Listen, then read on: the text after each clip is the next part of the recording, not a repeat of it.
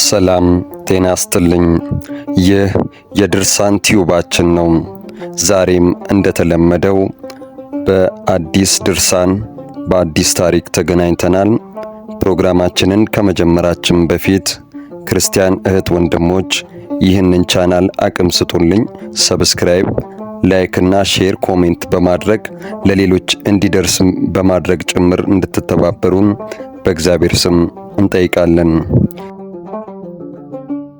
ዛሬም እንግዲህ እንደተለመደው እግዚአብሔር ቢፈቅድ ድርሳናችንን ገልጠን የቅዱስ ፋሲለደስ ሊቀ ሐራን ታሪክ ለማየት እንሞክራለን። አብራችሁን ቆዩ።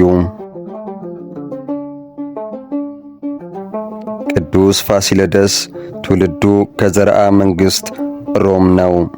የሮም ንጉሥ ኑማሪያኖስ የቴዎድሮስ በናድላዮስን እናት የቅዱስ ፋሲለደስን እህት አግብቶ ዮስጦስንና አባድርን ይወልዳል። እነዚህ የቅዱስ ፋሲለደስ የእህቱ ልጆች ናቸው። የፋሲለደስ ሚስት ደግሞ የፊቅጦር አክስት ናት።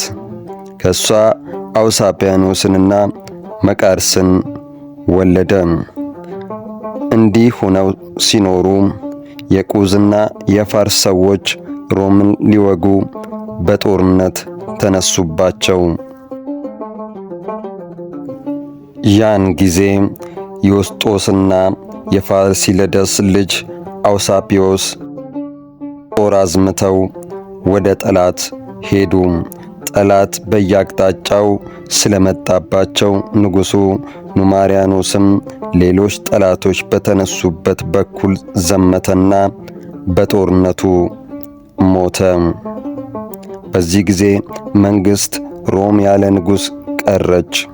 በዚህ ጊዜ መንግሥተ ሮም ያለ ንጉሥ ቀረች።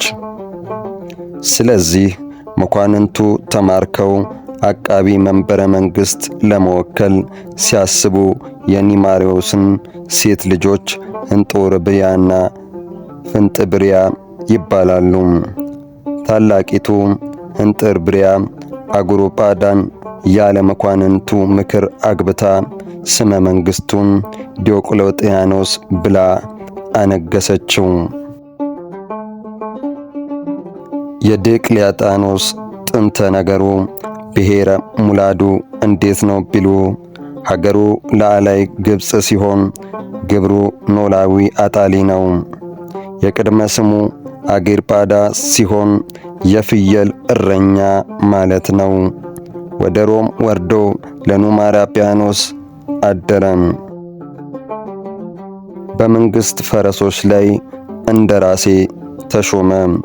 ድምፀ መልካም ነበርና በገና ሲደረድር በቃሉ ሲያንጎራጉር ስንኳን ሰው ፈረስ በቅሎ ከጋጣ ሆኖ ያሽካኮ ነበር። እንጥርቢያ ሲወጣ ባቱን ሲገባ ደረቱን እያየች በሐፀ ዝሙት ተነደፈችና ወዮ አባቴ ሙቱልኝ ይህን ሰው አግብቼ እያለች ስትመኝ አባቷ ሞተ። ከላይ እንዳየነው ወንድሞቿ በዘመቻ ስለነበሩ በዚህ አጋጣሚ አግብታው ነገሰች። ከ8 ዓመት በኋላ ታናሿ ፍንጥርብያ የአባቴን መንግሥት እንኳን የጨዋ ልጅ የፍየል እረኛ ይዞታል ብላ ቢተወደዱ ወክድምያኖስን አግብታ በአንጾኪያ ነገሰች። ለዲዮቅልጥያኖስ 20 ዓመት፣ ለቆስጠንጢኖስ 19፣ ለመክስሚኒዮስ 8 ዓመት ሲሆን በአባ አጋጊዮስ ምክንያት አብያተ ክርስቲያን ይዘጉ፣ የጣዖት ቤቶች ይከፈቱ ብሎ አስከፊና አስደንጋጭ አዋጅ አወጀም። ምክንያቱም ከጦር ሜዳ ኒጎሜዲዮስ የተባለ ሕፃን ማርከው አምጥተው አስተምር ብለው አባ ጋጊዮስ ለተባለ መነኩሴ ሰጡት። የሕፃኑ ዘመዶች በቤተ ክርስቲያን ከመነኩሴ ጋር ተቀምጦ እየተማረ መሆኑን ሲሰሙ ወርቅ በሸንበቆ ሞልተው በድብቅ ገብተው ለአባ አጋጊዮስ ሰጥተው ልጃቸውን ይወስዳሉ። እንደገና ወደ ጦርነት ቢሄዱ ያንን ሕፃን አግኝተው አመጡትና ለንጉሡ ሰጡት። በዚህ ጊዜ ዲዮቅልጥያኖስ አባ አጋጊዮስን አስጠርቶ አስተምርልኝ ያልኩን ልጅ አምጣ ይለዋል። አረ የንጉሥ ልጅ ሞተ አይባልም ብዬ ነው እንጂ እኮ እሱስ ሞቷል አለው። ንጉሡም መቃብሩን አሳየኝ አለው።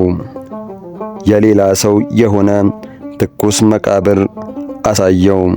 እንደገና ሙቷል ብለህ ቅዳሴ ገብተህ ሥጋውንና ደሙን ተቀብለክ ማል አለው።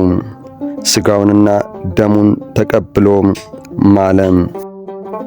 ንጉሡም ቸኩሏልና ፍጻሜውን ሳያይ ምንም አላለውም ብሎ ወርቅ አስፈጭቶ አስፈልቶ ቢጠጣው ተተርትሮ ሞቷል። በዚህ ጊዜ እውነተኛው አምላክ ወርቅ ነው ብሎ ተነሳ። ወደ ጥንት ነገራችን እንመለስ።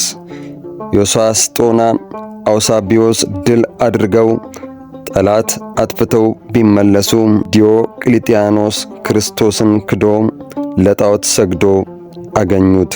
እጅግ አዝነው በቁጣ ሰይፋቸውን መዘው ሊገድሉት ፈለጉ። ሕዝቡን እሱን ገድለው ዮስጦስን ሊያነግሡ ሲፈልጉ ፋሲለደስ በሱ ምክንያት ብዙ ሰዎች እንደሚጠቀሙ አውቆ ከለከላቸው።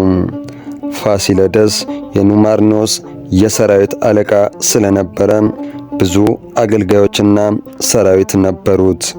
በምክሩም ሰዎችን ይጠግን ነበር። ሰራዊቱንና የቤተ መንግሥትን ልጆች ሰብስቦ ስለ ክርስቶስ ደሜን አፈሳለሁ ሲል ነገራቸው። ሁሉም በምክሩ ተስማምተው አንተ የምትሞትለትን ሞት እንሞታለን አሉት። ከዚያም በኋላ ያለ ፍርሃት ሂደው ከንጉሡ ፊት ቆሙና በጌታ ስም ታመኑ። የቅዱስ ፋሲለደስ የዕረፍቱ መታሰቢያ መስከረም 11 ቀን ነው። ቅዱስ ፋሲለደስ ስለ ክርስቶስ መመስከሩ፣ ከሞት መነሳቱ፣ ቅዱስ ሚካኤል አርያ መንግሥትን ማስጎብኘቱና ማረጋጋቱ፣ ተፈጭቶ መሞቱ፣ መነሳቱ፣ በብረት ምጣድ ተቆልቶ በጉድጓድ መቀበሩ፣ በብረት አልጋ ተኝቶ በእሳት መለብለቡ፣ ቃል ኪዳን መቀበሉና አንገቱን መቆረጡ፣ ከአንገቱም ደም ወተት መውጣቱ ወዘተ ይነገርለታል።